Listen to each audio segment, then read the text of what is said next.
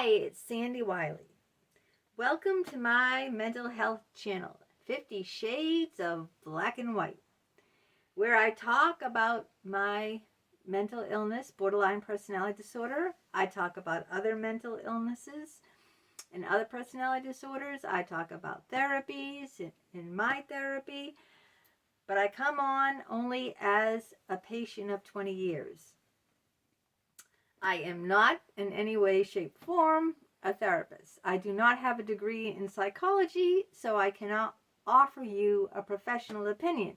I can only offer you my thoughts, feelings, opinions as a patient with borderline personality disorder. If you like what you see, give it a thumbs up. If you're new to my channel, welcome. If you enjoy what you're watching, subscribe because it's absolutely free. There's only one thing I'm very firm on. Everyone needs to be nice and polite in the comments section down below. Nice to me, nice to other people commenting, with respect to everyone. I do not tolerate anyone who is unkind and who does not show respects in the comments. So now, today's video, I'm going to talk about why I think therapy is not right for the person who has borderline personality disorder. I'm only giving you my opinions as a person who has been in therapy for almost 20 years. Except for the last 2.5 years. I have been in therapy for almost 20 years, since I was 38 years old. And I've been to a multitude of all different therapists: female, male, old, young, black, white, straight, gay, European, Jewish, Catholic. A wide variety. Okay, so I just didn't keep going to the same kind. So let me get right into why I think that going to therapy, if you have borderline personality, is not a good idea and can harm you. It really ruined my life. First of all,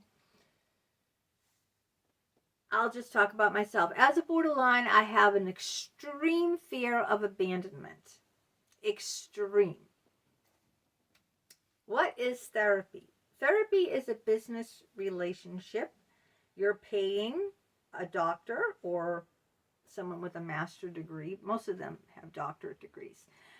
You're paying them for their time to listen to you. It's a business relationship, okay? It is not infinite, like my necklace. It means that it will end.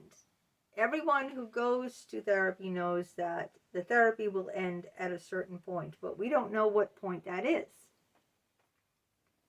Right away, that sets up insecurity in, I'll just say me, because maybe, everyone's different. Every borderline's different. Every person is different.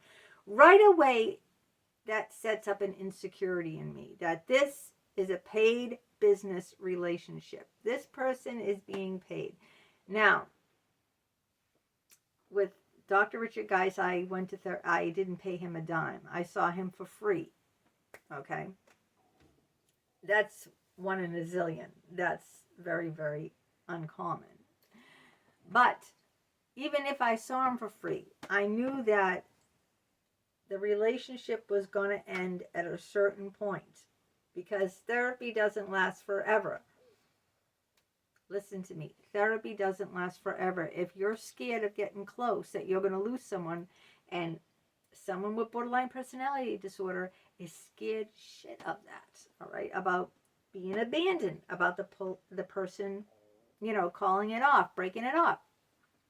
Know for a fact that when you enter therapy, it's going to end. No therapy lasts forever. It's a business relationship. Now, like marriage, I've been married for 37 years. I will probably stay married until I die or my husband dies. Death do us part. Those are your vows. Until death do us part. I know people get divorced. But what I'm saying is when you enter marriage, most people think it's forever until death. Those are your vows until death does do us parts. Anyway. And a lot of marriages, that's true. A lot of marriages last forever until the person dies. Now, therapy is not that way. Therapy, there's no contract with a therapist that says to until death do us part. Is there? Do you know of one? No. Therapy is going to end. And knowing that right from the get-go caused me a lot of pain, to be honest with you, because I saw myself getting closer and closer to Dr. Richard Geist, falling in love with him, knowing that it was going to end. Friendships end too, but friendships don't have to end. There's no contract with a friend that says this friendship is going to last 5 years, this friendship's going to last 10 years. I've known friendships that lasted their whole life until death do us part. My mother-in-law, all of my mother-in-law's friends lasted her whole life until the friend died, okay? No one, I mean, you can't help that. But the relationship only ended in death. Unlike a psychologist, it's a contract that's going to end. So if you have, like me, an extreme fear of abandonment, that's a number one reason. Also, a psychologist can pull out of the therapy. This is what I didn't know. I was very ignorant of it. Anytime they want to. Just like employment at will. Ever hear of that? Employment at will? It's therapy at will. That means that you can pull out anytime you want to, and the psychologist can pull out anytime he wants to. Now you say, oh, well, that's abandonment. All they have to do is recommend you to a couple, give you some references to cover their ass. Give you some notice. I don't know, a couple of weeks, couple of references, and tell you a legitimate reason. They can just say this therapy is not working out. That's all. Then they cover their ass. Meanwhile, you can be devastated, heartbroken, suicidal. You can become an alcoholic. It doesn't matter. They can pull out at will anytime they want. All they have to do to cover their ass is give you a time period, not like say, I've had ones write me and say they didn't want to see me in an email, okay, and gave me no time period. They can do that too. But I mean, if they want to do it ethically and not have to worry about you taking them to the licensing board for abandonment, then they would have to give you some references of who you can see and give you like a couple of weeks notice. But then that's it. You're gone. You're out of there. This is what happens. This is what happened to me over and over again. So know that it's at will. Also, you can leave too. It's at will for you. You can leave anytime you want to. But knowing, that this is not a permanent relationship. This is a business relationship. This person doesn't really care about you. This person is getting paid to listen to you. Now, unlike your friends, you don't pay your friends, do you? When you go out with your friends or your friends come over your house, do you pay your friends? No. They are your friends because they like you. They really care about you. Do I pay my husband? No. He's married to me because he loves me. But when you're in a business contract, you're with a therapist, that's their job. Their job is to listen to you because you're paying them. Now, of course, it didn't work out like that with Dr. Richard Geist. He saw me for free, but that's like 1 in a million. The rest of them I had to pay. Okay? Why did he see me for free for like 16 years without paying him?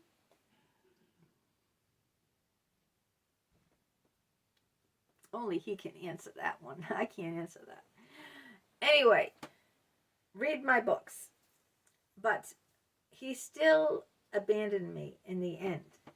You know, he still said I was too much, too intense, wanted too much attention, too demanding. And he still cut it off from me, cut my supply. That's what he did. He cut my supply. And then I went from 5 hours a week to 10 minutes a week. And then I eventually went to 30 minutes a week. I mean, it's too long to get into here. All I'm trying to tell you here is why it doesn't work out with people with my diagnosis with therapists. Now, another reason it doesn't work out is just like all the psychologists I've seen for any length of time said the same thing. Too demanding, too impulsive, all the borderline traits. Want too much attention, too dramatic, too this. Put too in front of it and then put an adjective. Too this, too that, too this. Too much. I was too much on them. Okay? So even the ones that were getting paid didn't want me because they can get paid for someone else, right? The same amount of money and not have to deal with all the crap that they get from me. Wouldn't you rather take on a much more easier case, a much easier person, and get the same amount of money than take on someone who causes a lot of trouble, who calls you, who writes you emails all the time, who always has one crisis after another crisis coming up? What would you rather take on? They're going to want to take the easy road, right? For the same amount of money, they're going to want to take the easy road. That's why I never lasted with any of them, because they didn't want me. Even a woman doctor, she said to me, you have too much on your plate. After I just, talked to her for a session, I scheduled another session, and she just decided it was too much. She didn't want it. Why would she want me when she can get the same amount of money and get an easy patient, who's probably just sitting there a little depressed, or someone trying to get over a breakup, or some like minor thing, someone who's not going to email them, someone who's not going to call them, someone who's not going to come in with a crisis every week. See what I'm saying? That's another reason. They want the easy peasy, lemon squeezy patients. Easy peasy, lemon squeezy.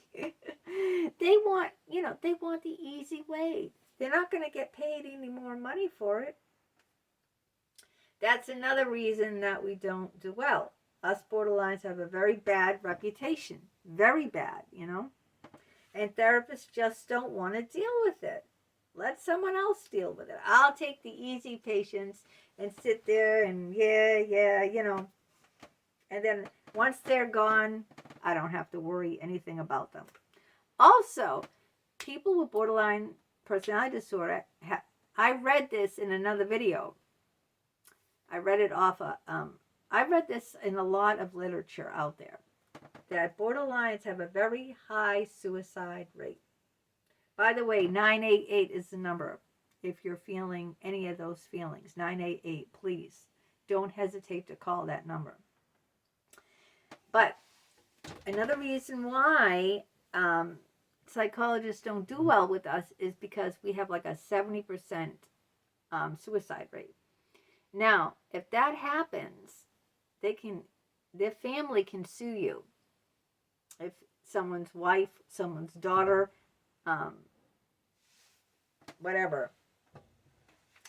kills himself and they were under your care, they can turn around the family and sue you. See what I'm saying? So, is it really worth it to get involved with a patient with a very high rate that you can be sued? Think about it. Would you want to take a chance having that worry that you can be sued? See what I'm saying? And not just only that worry, but having that on your conscience. If something happens in the therapy, and then the patient turned around and did something, you would have to live with that if you're the therapist. Oh my God, I wasn't patient with her that day, or I didn't return her phone call and she really needed my help. I called therapists in severe crisis and they ignored me. What if I went out and did something? They'd have that on their conscience. And then what if my husband turned around and sued them? See, so they really don't want to deal with all that, you know? That's why it, you know, and the ones that do deal with it end up resenting it, you know? So it just doesn't work out. It doesn't work out. Then, of course, you rely on the therapist. You become very attached because as a borderline, I become very, very attached very fast to people, especially people I'm pouring my heart and soul out. Now, how can you not become attached to someone that you're you know, unveiling the deepest, darkest depths of your soul to? Of course you're going to become attached. And you're going to become attached, and with that deep fear of abandonment, what's going to happen?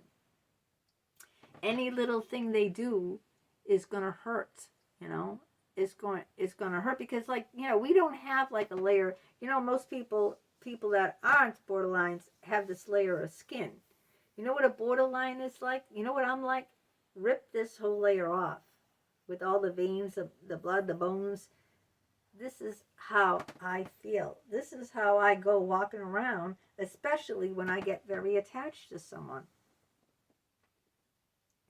So any little thing they do is going to deeply, you know, affect me. And there's no way that I cannot be attached to someone in a therapy because I'm sitting in a secluded room, secluded with me and the person, and there's no distractions, and I'm pouring out everything to this person, right? I'm giving them my heart and my hand. Now, isn't that a big, you know, that I'm being as vulnerable as I possibly can, you know, with this other person. So it's never really worked for me. What happens, you know, maybe you do find someone, you know, maybe it's going well, but what's going to happen when it ends? Did you ever ask yourself that? What are you going to do? Did you ever ask yourself that? If you feel good with the therapist and it's going well and you have a good rapport, good connection, and you keep going every week, you know, what are you going to do when you no longer see them? How are you going to cope with that? I don't cope with goodbyes. I don't do goodbyes, okay? I don't do goodbyes. I just don't. I can't deal with it. How are you going to deal with that? How are you going to deal with when you don't have that person who you spent years with, who you told the deepest, darkest depths of your soul to, and all of a sudden that's cut off? How are you going to, you know, who are you going to turn to? Maybe you have some good friends and everything. There's someone, one of these psychology groups, who said that the best thing for borderlines, I don't even know this person's name. I can't think of it off. I wouldn't even mention them because they might not want me to use their name, but I don't remember their name. They said the best thing for borderlines is to have a lot of resources to go to. Never put all your eggs in one basket. And this is not what I said, but I agree with this person 100%. I agree with what this person said because I think it's spot on. I think the best thing for someone who has borderline personality is to have many resources to go to. Don't put all your eggs in one basket. That way there, if you have like a half dozen, the more you have, the better, okay? Because if this person lets you down or isn't available, then you got this connection to go to. If that person isn't available or lets you down, then you have this one. And this is what this person said. It is not my own words. I don't want to take credit for it. That the borderline gets very frightened when the person is out of sight. They don't have object permanency. Object permanency. That we develop in early, I don't know, who was it, Erickson who said that? I don't know which psychologist, created that term, object permanency. But a little baby will be afraid that when mommy leaves, mommy's never coming back because I can't see mommy. If I can't see mommy, that means mommy's gone forever. And with the borderlines, we don't have object permanency. When someone's out of sight, we're afraid. We're afraid that they're gone for good. We're frightened. And this is what this person said in this psychology group. He commented on one of my videos, and he told me that someone with, our mental illness does better having many resources to turn to. I 100% agree with him. It's because he said we don't do well when who we love object is out of sight. We don't have object permanency like a little child doesn't have it. That's why a little child scream. A little child doesn't understand. Mommy's going to work. Mommy will see you when she gets out of work. The little child doesn't get that, Mommy's gone. Like mommy's really gone. Mommy's gone away and never coming back. They don't understand that they're just going to, mommy's going to work for a few hours and mommy comes back. See, they can't hold on to that. And I have that same problem. I can't function. I don't feel whole when my love person or the person that I love is gone because I'm scared. I'm really frightened. They're not going to come back to me. What are they doing, And that's the whole thing. That's why it's very hard for patients like us to function in between the therapy. Like, if you see your therapist once a week, how do you function the rest of the week without seeing your therapist? See, I think people with our mental illness don't do well doing that. That's why I was seeing Dr. Richard Geis 5 hours a week. So I'd have less time in between seeing him, for that one reason. But then when he pulled away completely, I went completely apart. I completely fell apart and turned into an alcoholic. So that guy really, that person really nailed it. Don't put all your eggs in one basket. But that's what you're doing when you go to a therapist, sort of, And he said when the person that you love isn't in direct sight, people with our disorder, mental illness, have a problem with that. We need someone in direct sight at all times, So these are the reasons I don't think therapy never worked for me. And also because of my condition, as you know, if you read my books, I've been severely abused by therapists, sexually, verbally, physically, and otherwise.